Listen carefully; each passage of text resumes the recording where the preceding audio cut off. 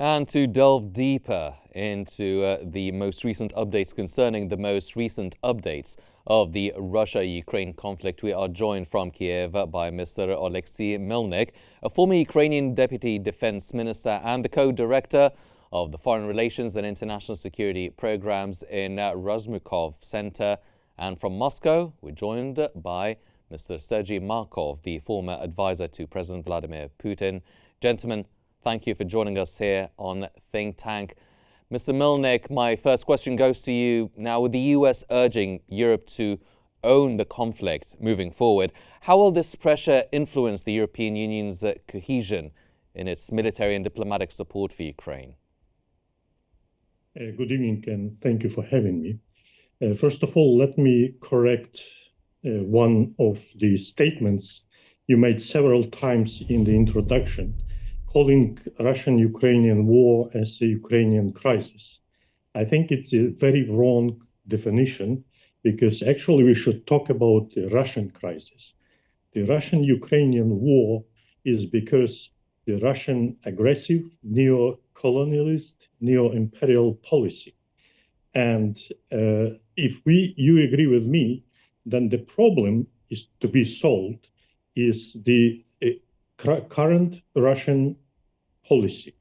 And that's why there is a huge concern in Europe, NATO, and globally, because if Russia is not stopped here in Ukraine, then realistically, there is a perspectives of war, of Russian attack against other European countries, against other neighbors of Russia, like Baltic states or Poland. And that's why I think that it's not just Ukrainian business to get security guarantees. This is what Ukrainian leaders, NATO leaders, American leaders should think about guarantees against future aggression of Russia. And that's why I think that they shouldn't just listen what Ukraine requests. They should think, first of all, about stability, regional and global stability and security. Mm-hmm. Dr. Markov, do you also share the idea that it is Russia's problem that needs to be solved now, with Europe attempting to mobilize the further support for Ukraine amid the US reluctance? Will this hamper the Trump administration's efforts to reach a deal with Russia regarding the cessation of hostilities in Ukraine? As I understand, and I work for American organizations more than 10 years, understand most of the American people don't understand what is a war for. And Americans believe that it's not war between Russia and Ukraine, but it's a proxy war between Russia and United States. And it's very risky by nuclear war and nuclear catastrophe generally. That's why most of the American people demand from American President Donald Trump to stop this war and at minimum to stop United States involvement in such a war for the personal security reason from any nuclear catastrophe. And it will be mostly a possible decision of Donald Trump to suggest some compromise. And it's plan A. And I expect that both sides, Russia and Ukraine, will deny this Donald Trump suggestion. And also Europe will block this moving to the peace, because most of the European leaders support continuing of such war against Russia on Ukrainian territory. And as a result, it will be plan B by Donald Trump. It's meaning that United States, which is spending approximately $300 billion for Ukrainian army, will cut this spending maybe 3 times, and 100 will be on the as burden on the budget of European countries, and maybe 100 billions will be just not pay to the Ukrainian army. And then the war will continue. And to the end of this war, when Ukrainian regime will get a lot of problems because of cutting of military support, and because European countries also will have a lot of problems because they will have to almost to double their financial spending to Ukrainian war with clear no positive results, it will be political conditions for the peaceful resolving such conflict, meaning to the end of this war and to the end of this year. As I understand, this is exactly pragmatic plan of the Donald Trump. I think Donald Trump talking about a peace deal on Ukraine during 100 days, but I think he understands that it's impossible and he will allow things to go forward for the formation of the political conditions for the peace deal. But for the peace deal, most important that the reason of this crisis should be resolved. Main reason of this crisis is repressive Ukrainian regime, which use terror against own citizens and against Russia and against those Ukrainian regions and Ukrainian people who left this very dangerous space, which Ukraine is under the power of repressive regime. So this problem should be resolved. Mr. Milnik, yes. I'm sorry, but Mr. Milnik, Dr. Markov has actually anticipated a refusal by both sides, Russia and Ukraine, towards the American proposal. But before we start talking about that, what key points do you think will be critical for Ukraine's representatives to push for at the Paris summit, especially in terms of military aid and international support? There are some red lines for Ukraine, and I think what is the main probably message that our officials should communicate to our Western partners, that Ukraine, which Russia and our guest from Moscow calls many times as Kiev regime, Ukraine is a democratic country. And even if President Trump can persuade our President Zelensky to accept some very painful concessions and compromises, it doesn't automatically mean that Ukrainian society, Ukrainian defense forces will accept this. And I don't know what kind of consequences, what kind of reactions would be from Ukrainian society. And that's why Ukrainian president is quite limited in his freedom of maneuver. And the red lines that I'm talking about is, first of all, the territorial integrity of Ukraine.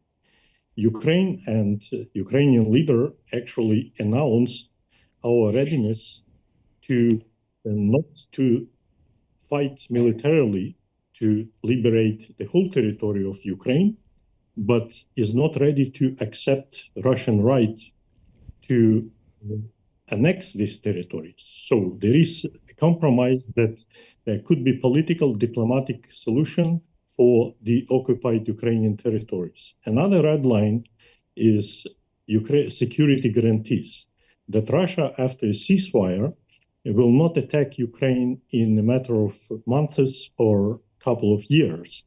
And that's what actually, there are two main points and two main objectives that Ukraine will try to achieve in consultations with our partners and during the future negotiations. Dr. Markov, do you think that the suggestions from Ukraine that Mr. Milnik has actually mentioned, do you think that they are feasible outcomes that both countries, Ukraine and Russia, can work this out? I mean, what potential outcomes do you anticipate from the Paris summit? Will it encourage peace efforts or further reinforce the military aid to Ukraine and sanctions against Russia? You've mentioned the possibility of the war continuing and going on. What is a more feasible and realistic outcome of such a summit? I think that the main result of Trump Putin summit or Paris summit now? The Paris summit. Paris summit. Paris summit, I think, will have only result some kind of consolidation of European countries around Kiev repressive regime and around ideas that a war shouldn't be stopped and war should be continued. I think most European countries agree with this. They have some kind of hopes that they will have a strategic defeat to Russia. I think it's a very big mistake of them. And Napoleon Bonaparte in 19th century and Adolf Hitler in 20th century already made such a mistake. And I recommend Europe not to not to repeat mistakes of Napoleon and Hitler. And about specific results, Russia have very strong demands. So the main result of reason of Russia is to have conditions which can protect from a new war. If we will have Ukraine, which will be with this repressive Russophobic regime, which prohibits the Russian language and Orthodox Church, with a lot of weaponry, with propaganda that Russia is an enemy of Ukraine and Russia occupy Ukrainian territory, everybody understands that this make next war inevitable in 2 or 3 years. That's why those reasons for new war should be resolved. Russia suggests very easily. First of all, demilitarization of Ukraine, meaning limitations of some weaponry. And most important is denazification of Ukraine. It's meaning disbanding, stopping of current repressive Russophobic regime. Neutrality of Ukraine, also not membership in NATO. More or less, Western countries agree with 20% of Russian demands, but it's absolutely not enough. It's not a Russian victory, I would say. Russian victory if Kharkov, Odessa, Dnipro, Kiev, and all most of those regions will be part of the Russia, and if all Ukrainian leaders will be arrested, and there will be some kind of Nuremberg International Tribunal against them. But this is what Russia wants. But Russia understands it's not realistic, but more realistic compromise. Demilitarization, denazification, and now Western countries and Paris summit will show this, not ready to accept this, but after another maybe 6 or 8 months of fighting, I think political conditions will be enough for the Western countries to agree with these Russian conditions. Mm-hmm. Mr. Milnik, do you see or do you think that these scenarios that Dr. Markov has actually mentioned, are they even on the table for Ukraine? How do you think the dynamics between the European Union and the US will be changing or shifting in terms of the Paris summit that is going to be taking place? Do you feel that things are moving in the right direction for Ukraine? Thank you for your question. Let me first respond to some of the statements made by Dr. Markov. I think he's supposed to know that the gravest international crime is the crime of military aggression. And this is not Ukraine that attacked Russia. This is Russia that attacked Ukraine and occupied Ukrainian territory. And that's why it's ridiculous talking or listen to him that Ukraine needs to be punished for simply executing its right for self-defense. And if we talk about the possible outcomes of the Paris summit, the level of the Paris summit is actually not the level of decision makers. That's mostly about consultations. And what we expect for the Paris summit, because in addition to European ministers, there will be representative of the new American administration.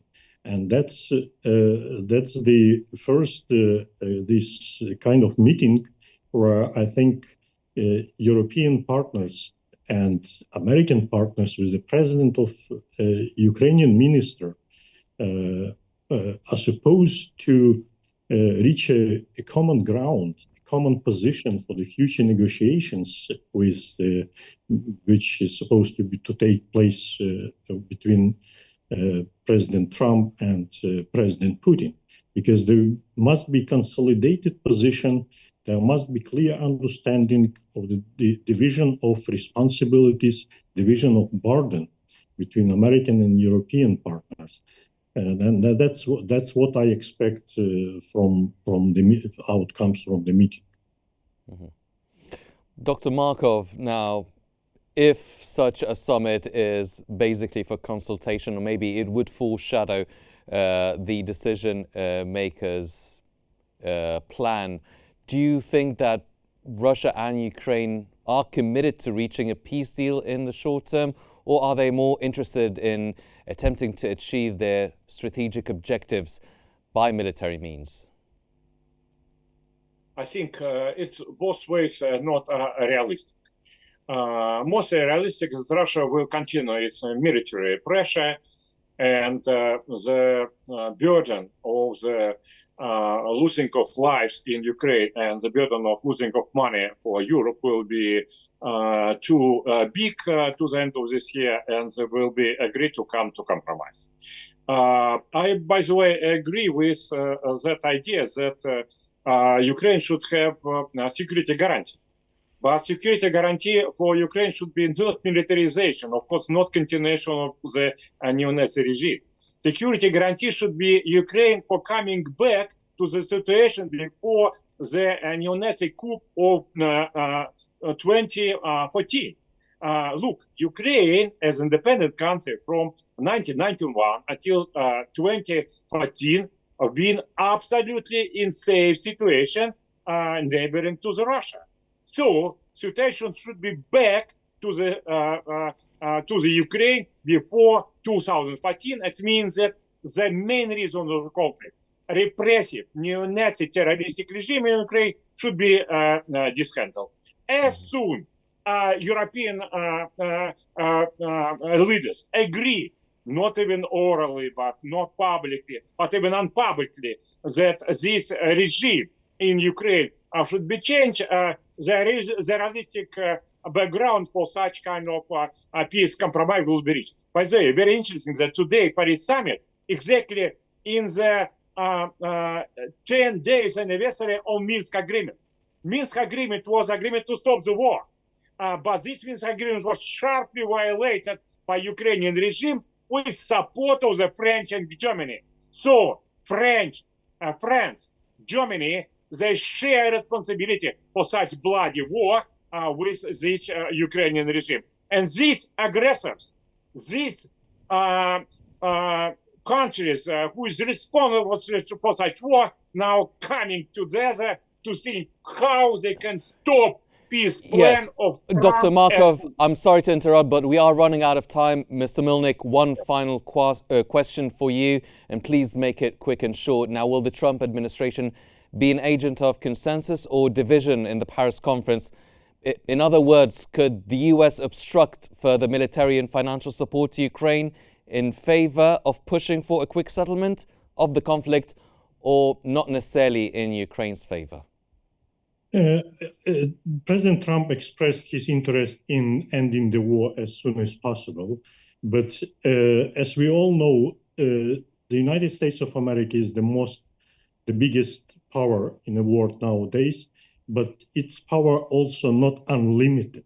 And that's why I think if European leaders will persuade their American counterpart that America needs Europe as much as Europe needs America, then we can hope for a more constructive approach of the new American administration of settling this conflict. Yes.